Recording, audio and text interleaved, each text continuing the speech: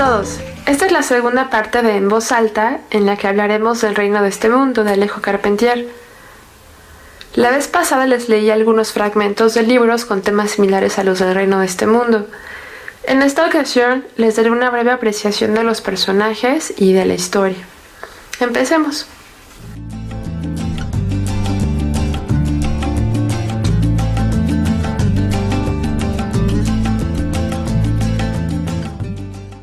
Prácticamente todos los fragmentos que les leí en el capítulo anterior tenían que ver con la esclavitud, y es que no podemos hablar del reino de este mundo sin hablar de la esclavitud. Veamos un poco de historia. Cristóbal Colón se topó con la isla de Haití en 1492, y no uso la palabra descubrir porque la isla no estaba perdida. Que para Europa este lado del mundo fuera nuevo no quiere decir que estuviera perdido. En fin, primero llegaron los españoles, pero pasó a manos de Francia en 1697. Y ya ocupada por Francia, se convirtió en una colonia muy productiva. A mediados del siglo XVIII, por ahí de 1700 y algo, la población de la isla era de 85% de esclavos. El resto eran europeos blancos y mulatos. ¿Qué tenía de especial Haití? ¿Para qué necesitaban tanta gente esclavizada? Bueno, antes de 1790, Haití era el mayor productor de azúcar del mundo, con alrededor de 70,000 toneladas al año. Al año siguiente, en 1791, alentados por la revolución en Francia, los esclavos se sublevaron, resultando en la muerte de alrededor de 2,000 amos blancos y la destrucción de muchas plantaciones de azúcar. Hoy podemos ir a la tienda y hartarnos de azúcar. Es más, el consumo de azúcar es tan común y está tan fuera de control que cunde la obesidad y la diabetes. Pero antes, en el siglo XVIII, el azúcar era un bien escaso. Las colonias americanas, sobre todo las Antillas, resultaron tener la tierra ideal para el cultivo de caña. Así que la tierra se sobreexplotó, se secuestraron personas de África y se esclavizaron millones de seres humanos por azúcar. Y café también. Por ejemplo, todas las grandes mansiones de Escocia, construidas en el siglo XVIII, son producto de las ganancias descomunales de las plantaciones de caña de azúcar en otra isla del Caribe, que era una colonia inglesa, que es Barbados. Hay un documental muy bueno en la BBC sobre el impacto del azúcar en la sociedad inglesa a través de la historia. El conductor del documental visita algunas de estas mansiones escocesas gigantescas y dice que toda esa riqueza tiene un origen horrible. Es el fruto del sufrimiento de millones de personas esclavizadas. Y se pregunta si los descendientes de aquellos grandes señores se sentirán avergonzados del origen de su bienestar. En fin, que para eso el 85% de la población la conformaban esclavos. Eran unas 700,000 personas. En el reino de este mundo hay, digamos, 5 hechos que marcan cambios políticos en la isla de Haití. El primero es la peste desatada por Macandal, gracias a su conocimiento sobre el veneno. El segundo es el levantamiento de esclavos liderado por Buckman. El tercero es el gobierno de Paulina Bonaparte, que es diezmado por una segunda peste. Después está el reinado de Henry Christophe y el último es el gobierno de los mulatos. Todos estos están permeados por la esclavitud, por la magia, la locura y la complicidad de la naturaleza. Vamos a hablar de los personajes. Vamos a empezar con Tinoel.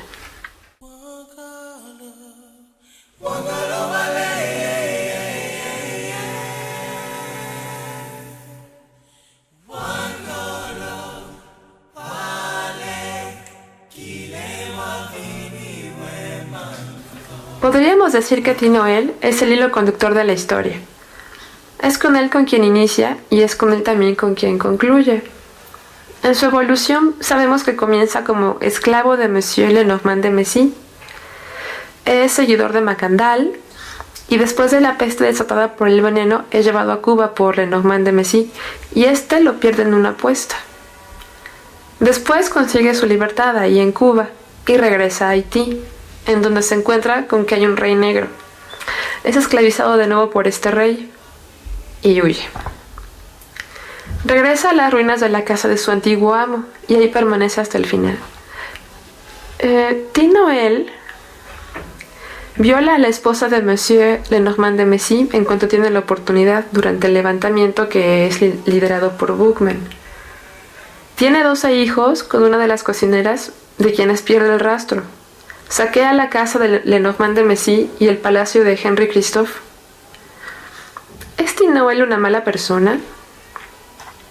Es un hombre que ha estado siempre acorralado. Se siente maravillado por las historias que cuenta Macandal porque no las conocía. Tinoel nació siendo un esclavo. No sabe leer ni escribir. Es castigado a golpes por sus dueños. No conoce otra vida más que la del sometimiento y cada vez que ha intentado o ha tenido la oportunidad de ser libre, vuelve a ser esclavizado. Me parece que nada habla mejor de Tinoel que su final. Después de pasar toda la vida obedeciendo, ignorante de lo que pasa a su alrededor, tan solo al tanto de lo inmediato, esclavizado y torturado, Tinoel finalmente enloquece. Se pone uno de los sacos del caído rey Henri Christophe y deambula por lo que ha nombrado su territorio, que en realidad son las ruinas de la primera casa en la que fue esclavo. Se proclama rey, habla solo, alucina que se convierte en animales y plantas. La realidad lo agobia y durante una lluvia torrencial, que quizá es un huracán, se sube a una mesa, gritando y declarándole la guerra a los nuevos amos, y muere durante la tormenta. Al final, la naturaleza se lo lleva de una forma caótica, como su vida.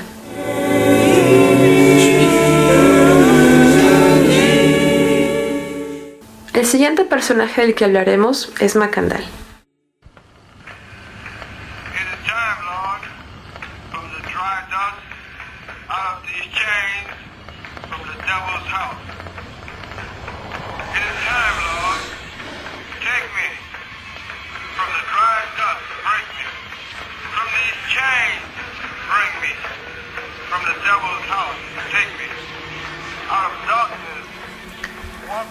Macandal también es un esclavo, pero a diferencia de Tinoel, él no nació siendo un esclavo.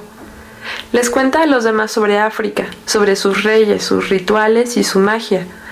Él fue vendido a los esclavistas de Sierra Leona. Sierra Leona fue un centro de tráfico de esclavos muy importante en el siglo XVIII. En el mapa del continente africano, Sierra Leona está localizada en la costa del Océano Atlántico. De hecho, podríamos trazar una línea recta desde Sierra Leona cruzando el océano hasta Brasil. Macandal entiende que ser un esclavo no es una condición establecida por el destino. Parece ser que aquellos que han nacido esclavos no ven otra posibilidad de vida. Pero Macandal, que era un hombre libre en África, quiere seguir siendo un hombre libre en Haití. Pierde un brazo mientras trabajaba en el molino de caña. Y los amos lo mandan entonces a pastorear. Macandal ya sabía algo sobre magia y venenos africanos. También sabe leer y escribir. No sabemos si habla y escribe en francés o en su propia lengua, pero sabe. Así que empieza a observar las plantas de la isla y con la ayuda de Mama Loa aprende sobre las plantas venenosas de Haití. Macandal es un sacerdote vudú. Sabe transformarse en animales y plantas. Entonces invoca al dios del veneno y desata una peste que mata solo a los blancos.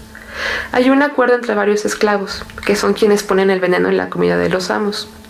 Pero no solo es el acuerdo entre los esclavos lo que difunde la peste del veneno. La naturaleza también les ayuda. Por ejemplo, leemos en la página 21. Madame Lenormand de Messy falleció el domingo de Pentecostés, poco después de probar una naranja particularmente hermosa que una rama, demasiado complaciente, había puesto al alcance de sus manos. Aquí la rama es la naturaleza que de forma consciente le ofrece a Madame una naranja envenenada. Ni las ramas ni los árboles tienen conciencia como para andar ofreciendo fruta.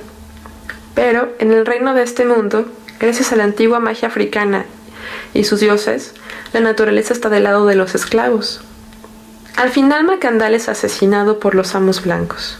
Lo queman vivo. Pero sienta un precedente importante, que los esclavos se pueden levantar, o que por lo menos se pueden vengar de sus amos. Macandal muere muy al principio de la historia, pero su influencia permanece hasta el final. Podemos verla en Tinoel, que termina creyendo que él también puede convertirse en animales y plantas. Walk me out of blindness, lift me out of sadness, save me from my damnness, please, Lord.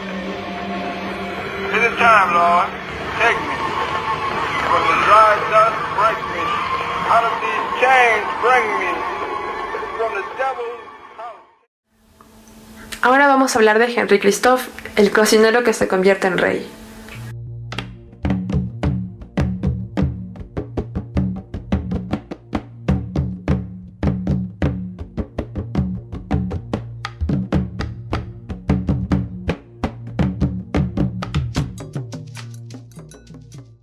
De Henry Christophe sabemos que comenzó siendo cocinero. En la página 31 leemos: esta prosperidad favorecía muy particularmente la calle de los españoles, llevando a los más acomodados forasteros al albergue de la corona, que Henry Christophe, el maestro cocinero, acababa de comprar a Mademoiselle Mongeon, su antigua patrona. Después, en la página 40 leemos: al ver la casa cerrada, recordó que el cocinero Henry Christophe había dejado el negocio poco tiempo antes para vestir el uniforme de artillero colonial. Y la última referencia a su origen lo tenemos en la página 57. El rey Henry Christophe, aquel que fuera antaño cocinero en la calle de los españoles. Henry Christophe es un hombre negro que después de ser esclavo y luchar por la independencia se proclama a sí mismo rey. Crea una nobleza haitiana con personajes elegidos por él mismo. ¿Y qué más hace? Esclaviza de nuevo a sus iguales. Esto es cierto, en realidad sí sucedió. Y además no es un caso aislado. ¿Recuerdan Sierra Leona? Hace unos minutos les hablé de ella. Ahí fue donde vendieron a Macandal como esclavo. Bueno, Sierra Leona es un país que actualmente existe. En un mapa justo debajo de ella encontramos a Liberia. Liberia es un país fundado por esclavos liberados de Estados Unidos en 1822. Y ya como hombres libres que veían a África como su tierra prometida, como su tierra originaria, en lugar de asimilar su nuevo entorno y llevar una relación amistosa con los nativos africanos, ¿qué hicieron? Pues tomaron la actitud que aprendieron de sus amos blancos en Estados Unidos. Consideraron a los nativos africanos como seres inferiores y los esclavizaron. Así que los ex esclavos americanos, descendientes de africanos, hicieron esclavos a los nativos africanos. Así como Henry Christophe. Él manda construir una fortaleza en la que mezcla los ladrillos con sangre de toros sacrificados para hacerla mágicamente más fuerte. Este personaje es un ejemplo muy claro de sincretismo religioso. ¿Qué es el sincretismo religioso? El sincretismo es la unión de dos o más rasgos culturales de origen diferente. En México lo vivimos también. Nos bautizan de pequeños. Acudimos a rituales religiosos católicos, pero de vez en cuando nos hacemos una limpia o vamos a que nos curen de espanto. También podemos verlo en nuestros altares de Día de Muertos en noviembre. Henry Christophe se hace católico, exige que los demás cumplan con los ritos católicos, pero construye su fortaleza con sangre de toros y reconoce bien los tambores que llaman a la rebelión. Al final este personaje se suicida, y su esposa y sus hijas huyen a Italia junto con Solimán.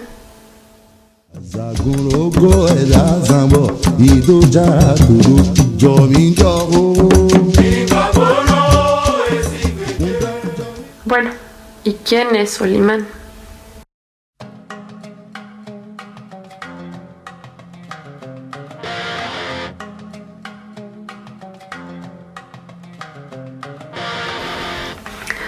Sabemos de Solimán porque era el masajista de Paulina Bonaparte, la hermana menor de Napoleón Bonaparte, emperador de Francia.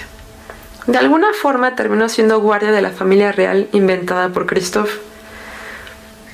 A Solimán le pasa algo similar que a Tinoel. Él vive la segunda peste que se describe en el libro, pero esta peste no es provocada por veneno. En esta ocasión, es la misma naturaleza puesta en marcha por los rituales vudú. Históricamente, lo que sucedió fue una epidemia de fiebre amarilla, pero en el libro nunca nos lo aclaran, así que queda como una nueva embestida de la naturaleza en complicidad con los esclavos y sus dioses. Solimán protege a Paulina Bonaparte y ella accede a su ayuda. Llevan a cabo ritos vudú. Solimán danza y canta alrededor de Paulina y ella utiliza los collares que él le da para su protección. Ella sobrevive a la peste, su esposo no. Solimán escapa a Italia junto con la familia real y en Roma le cuenta a todos que es sobrino del rey muerto. Se pasea por Roma y llama la atención de la gente. Y un día, al pasear por un palacio, entra a una galería con cuadros y estatuas. Entonces Solimán enloquece, como Tinoel. ¿Sería porque era un salvaje y nunca había visto pinturas y esculturas? No.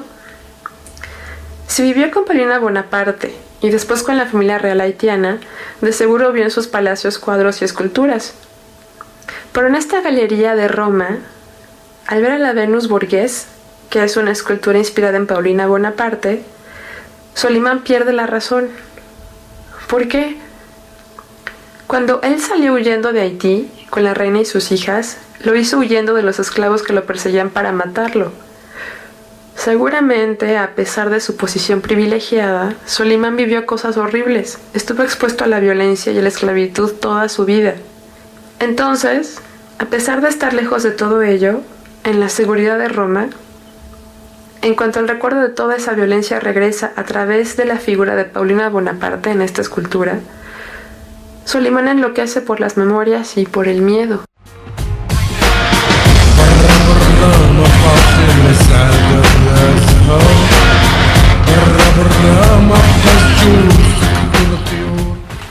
Finalmente vamos a hablar de Paulina Bonaparte y de Monsieur Lenormand Messy.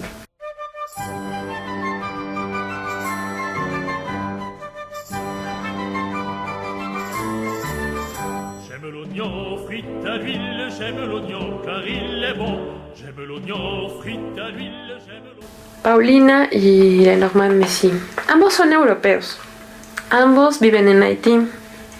En cierto momento de la historia, Monsieur Lenormand Messy sale de Haití y regresa a Francia. Lo leemos en la página 32. El amo había partido a París, inesperadamente, dejando la administración de la hacienda en manos de un pariente. Pero entonces le había ocurrido algo muy sorprendente. Al cabo de unos meses, una creciente nostalgia de sol, de espacio, de abundancia, de señorío, de negras tumbadas a la orilla de una cañada, le había revelado que ese regreso a Francia, para el cual había estado trabajando durante largos años, no era ya para él la clave de la felicidad. Y después de tanto maldecir de la colonia, de tanto renegar de su clima, tanto criticar la rudeza de los colonos de cepa aventurera, había regresado a la hacienda. Y pues sí, regresa. ¿Y qué hace?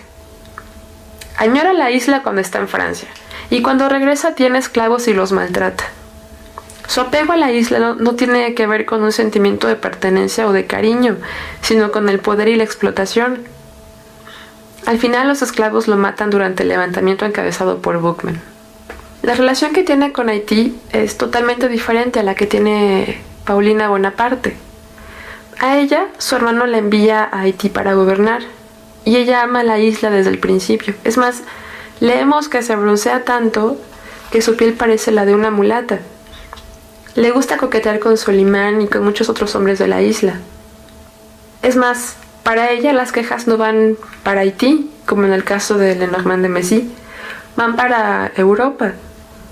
En la página 46 leemos, en referencia a su vida en la isla, que ella estaba gozando despreocupadamente de aquel lujo, de aquella abundancia que nunca había conocido en su niñez, demasiada llena de higos secos, de quesos de cabra, de aceitunas rancias. Paulina es una mujer muy sensual. La describen como una mujer que disfruta del entorno en el que se encuentra. No se la pasa renegando como lo hacía Lenormand de Messy. Pero Después, durante la peste, Paulina también está a punto de enloquecer cuando su esposo muere. Esto lo vemos en la página 50. Dice: la muerte de Leclerc, agarrado por el vómito negro, lleva a Paulina a los umbrales de la demencia. Como pueden ver, aquí también encontramos el elemento de la locura. Pero bueno, ella se salva, sigue los consejos de Solimán y sobrevive. Paulina cede y acepta el poder de la naturaleza y de los dioses del vudú, y así sobrevive y regresa a Europa.